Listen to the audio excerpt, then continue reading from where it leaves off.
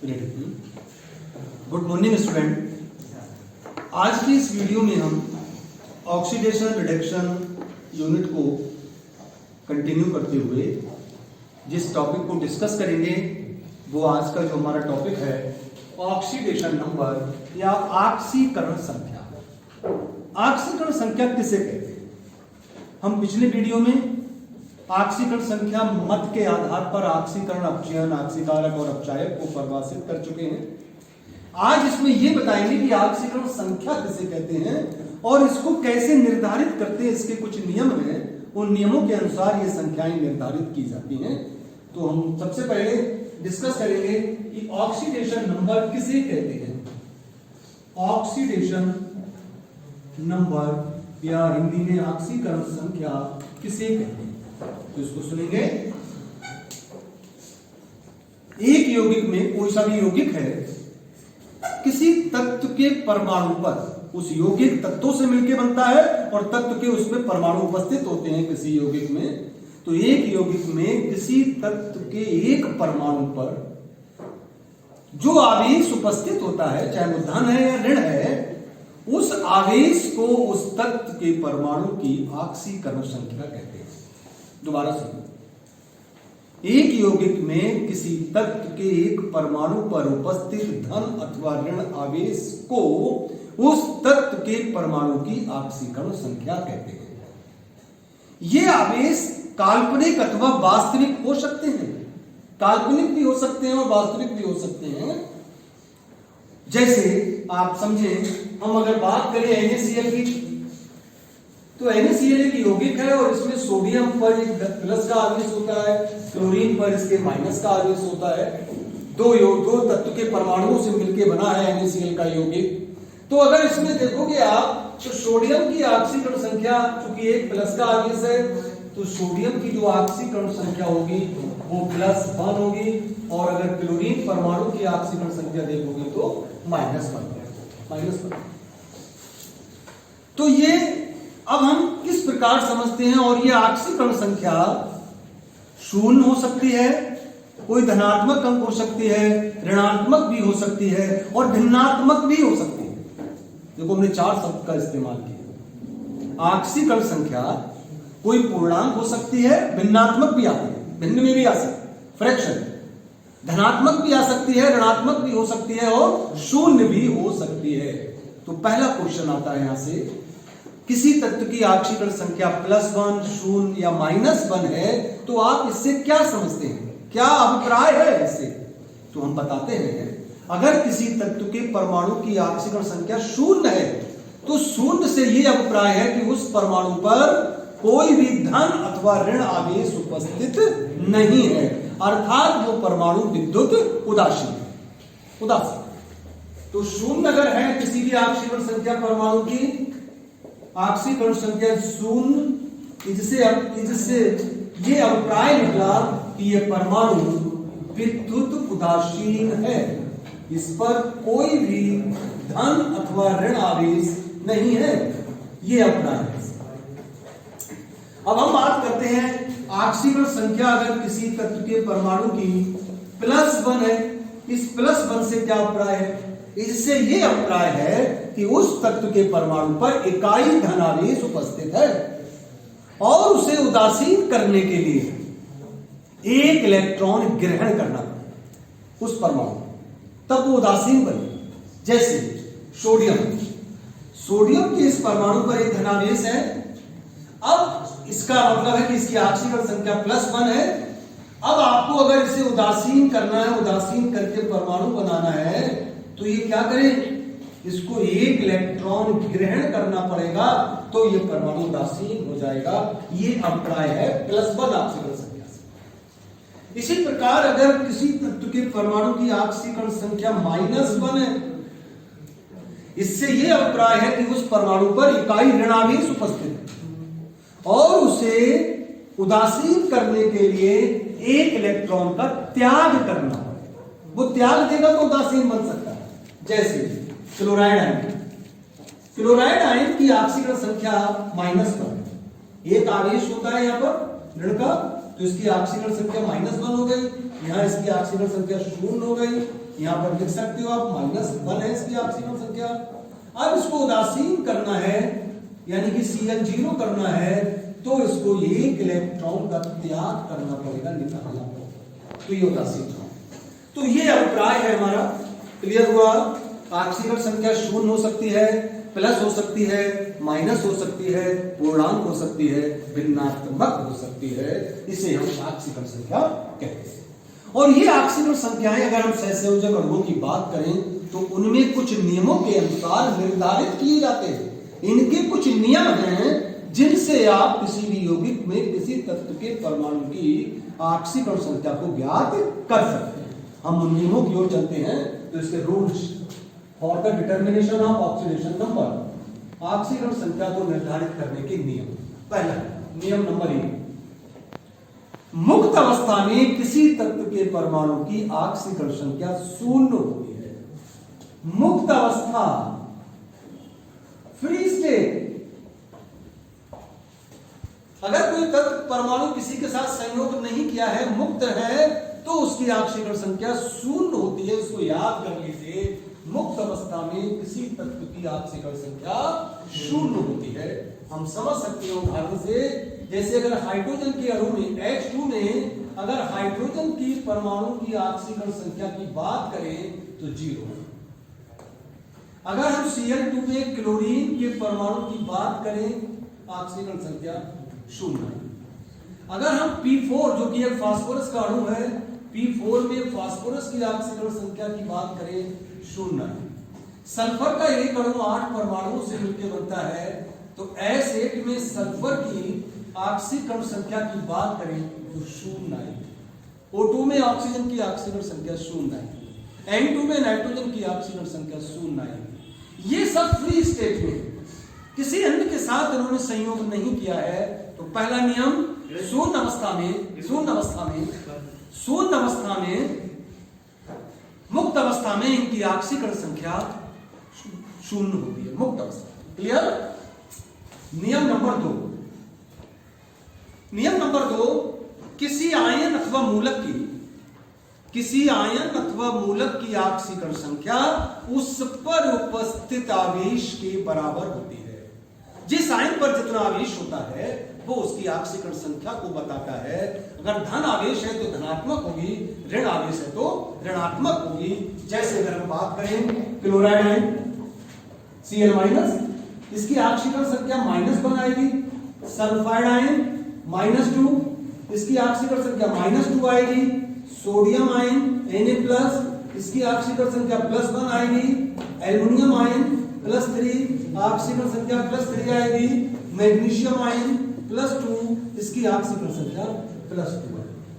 तो किसी आयन अथवा मूलक की ऑक्सीकरण संख्या उस पर उपस्थित आवेश के बराबर होती है। नियम नंबर 2। रूल्स नंबर 3, किसी यौगिक की, कंपाउंड यौगिक की ऑक्सीकरण संख्या 0 होती है। यौगिक की ऑक्सीकरण संख्या 0 होती है, अर्थात उस यौगिक में उपस्थित समस्त परमाणुओं की ऑक्सीकरण संख्याओं का बीजगणितीय योग 0 के बराबर होता है। 0 के बराबर होता है। जैसे हम बात करें KMnO4, KMnO4 एक यौगिक है, इसकी ऑक्सीकरण संख्या 0 के बराबर है। अर्थात हम इसमें देखो, एक परमाणु पोटेशियम है, तो पोटेशियम की ऑक्सीकरण संख्या प्लस एक मैग्नीज का है, मैग्नीज की ऑक्सीकरण संख्या प्लस 4 ऑक्सीजन की ऑक्सीकरण संख्या बराबर, इन सबका अलजेब्रिकल सम 0 के बराबर होगा। ये नियम नंबर 3। नियम नंबर 4, किसी बहुपरमाणु आयन, ऐसा आयन जो एक से अधिक परमाणुओं से मिलकर बना हो। यहां पर हमने जो आयन लिए थे वो सब एक परमाणु थे, एक परमाणु था। अब हमने बात की है बहुपरमाणु, जिसमें एक से अधिक है। तो बहुपरमाणु आयन की ऑक्सीकरण संख्या उस पर उपस्थित आवेश के बराबर होती है। कोई दिक्कत नहीं। जैसे एक हमने बहुपरमाणु आयन लिया FeCN का होल 6 -4 -4, इसके अंदर बहुत सारे परमाणु लगे हैं, साइनाइड के 6 लगे हैं, एक आयरन का परमाणु है, ये फेरोसाइनाइड आयन है, माइनस का 4 आवेश है, तो इसकी ऑक्सीकरण संख्या का जो योग होगा वो -4 के बराबर होगा। अर्थात Fe की ऑक्सीकरण संख्या +6 साइनाइड आयनों की ऑक्सीकरण संख्या इक्वल टू -4। क्लियर? नियम नंबर 5, हाइड्रोजन की ऑक्सीकरण संख्या, हाइड्रोजन की बात करते हैं, हाइड्रोजन की ऑक्सीकरण संख्या +1 होती है, प्लस, सब जगह +1 लगा, किंतु बट जब ये हाइड्रोजन प्रबल धन विद्युतीय तत्वों, प्रबल धन विद्युतीय तत्वों मतलब हाईली इलेक्ट्रोपॉजिटिव एलिमेंट, और वो कौन कौन से होते हैं? क्षार धातुएं और क्षारीय मृदा धातु के साथ अगर जुड़ी होगी, क्षार धातुएं या क्षारीय मृदा धातुएं, ये हाईली इलेक्ट्रोपॉजिटिव तत्व है, ये अगर इनसे जुड़ी होती है तो यहां पर इसकी हाइड्रोजन की ऑक्सीकरण संख्या का मान -1 होगा, और सबके साथ +1, और अगर इनके साथ जुड़ी है तो वो हाइड्राइड्स बनाएंगी। जैसे हम बात करें NaH, अगर NaH में अगर हाइड्रोजन की ऑक्सीकरण संख्या देखोगे तो इसकी ऑक्सीकरण संख्या -1, या MgH2 में हाइड्रोजन की ऑक्सीकरण संख्या -1, से सब में +1 लगा। नियम नंबर 6, क्षार धातुओं की ऑक्सीकरण संख्या, क्षार धातुओं मतलब lithium, sodium, potassium, rubidium, caesium, francium नहीं मिलेगा, रेडियो एक्टिव है, वो रेयर केस में मिलता है, तो इन सब की ऑक्सीकरण संख्या आपको +1 लगानी है, और क्षारीय मृदा धातुओं की, क्षारीय मृदा धातुओं, और इसके अंतर्गत आता है आपका beryllium, magnesium, calcium, strontium, barium और रेडियम। रेडियम को छोड़ दीजिए, वो भी रेडियो एक्टिव है, इनके ऑक्सीकरण संख्या +2 होती है। ये धातुएं कहीं अगर लगी हैं तो क्षार धातुओं को +1 लगाना है और क्षारीय मृदा धातुओं को +2 लगाना है। नियम नंबर 6, नियम नंबर 6, ऑक्सीजन की ऑक्सीकरण संख्या, ऑक्सीजन की अपने सभी यौगिकों में ऑक्सीकरण संख्या -2 होती है, -2, और ये -2 उसमें होती है जिसमें वो ऑक्साइड्स बनाता है। जहां ऑक्सीजन ऑक्साइड्स के रूप में उपस्थित होता है वहां पर उसकी ऑक्सीकरण संख्या का मान -2 होता है, किंतु बट यहां से 2 अपवाद शुरू होते हैं, किंतु परऑक्साइड्स में अगर ये ऑक्सीजन कहीं परऑक्साइड्स के रूप में उपस्थित है, अर्थात इसके अंदर परऑक्साइड लिंकेज है, इसको परऑक्साइड लिंकेज कहते हैं, तो परऑक्साइड्स में ऑक्सीजन की ऑक्सीकरण संख्या -1 होती है। बहुत इंपॉर्टेंट पॉइंट है, इसको देखिए, ऑक्सीजन की अपने सभी यौगिकों में जहां वो ऑक्साइड्स के रूप में है वहां पर -2 लगाते हैं, और जहां पर परऑक्साइड के रूप में अगर ऑक्सीजन विद्यमान है, अर्थात 2 ऑक्सीजन परमाणु एकल बंध से जुड़े हैं, तो उसे हम परऑक्साइड लिंकेज कहते हैं, और वहां दोनों ऑक्सीजन की ऑक्सीकरण संख्या -1 हुआ करती है। और एक और तीसरा अपवाद है इसका, और OH2 एक कंपाउंड है ऑक्सीजन का फ्लोरीन के साथ बना हुआ, ये ऑक्साइड नहीं है, ना तो ये फ्लोराइड है, ये ऑक्सीजन का फ्लोराइड है, इसको ऑक्सीजन डाइफ्लोराइड कहते हैं, और इसमें ऑक्सीजन की जो ऑक्सीकरण संख्या है वो +2 होती है। तो 3 कंडीशन मिलेंगी ऑक्सीजन में देखने को, सभी ऑक्साइड्स के रूप में होगी तो -2, परऑक्साइड्स के रूप में होगी तो -1, और अगर OH2 है, इसका नाम है ऑक्सीजन डाइफ्लोराइड, इसमें +2 मिलेगी। नियम नंबर 8,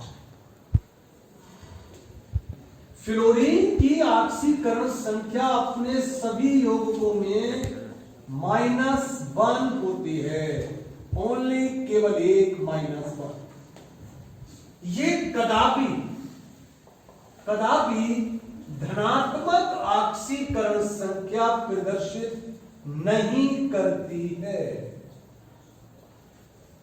ध्यान दें, फ्लोरीन की ब्रह्मांड में कोई ऐसा यौगिक नहीं है जहां इसकी ऑक्सीकरण संख्या पॉजिटिव हो। Never never never.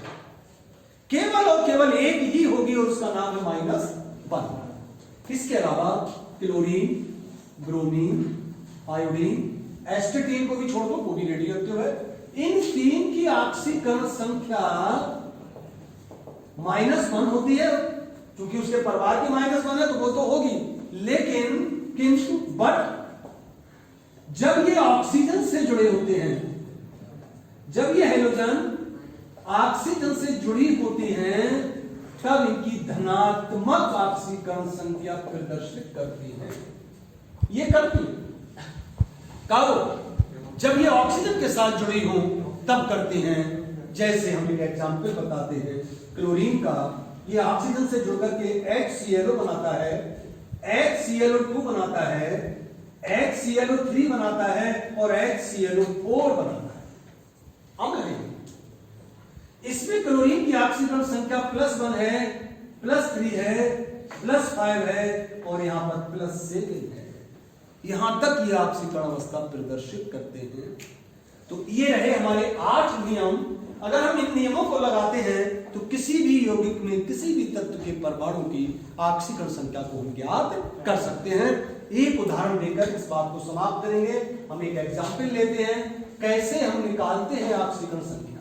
देखिए, पहला क्वेश्चन आता है कि पोटेशियम परमैंगनेट में KMnO4 में Mn की ऑक्सीकरण संख्या ज्ञात कीजिए। तो जिसकी ज्ञात करनी होती है उसके ऊपर स्टार लगा देते हैं।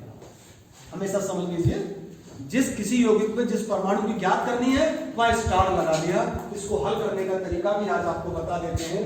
माना Mn की ऑक्सीकरण संख्या X है। तो पोटेशियम क्षार धातु है, इसकी ऑक्सीकरण संख्या +1 होगी, चिन्ह के साथ लिखना है। प्लस Mn की हमने X माना, प्लस 4 परमाणु लगे हैं और ऑक्सीजन की ऑक्सीकरण संख्या -2 होती है। हम लिख चुके हैं ये -2। और किसी यौगिक की ऑक्सीकरण संख्या 0 होती है, =0।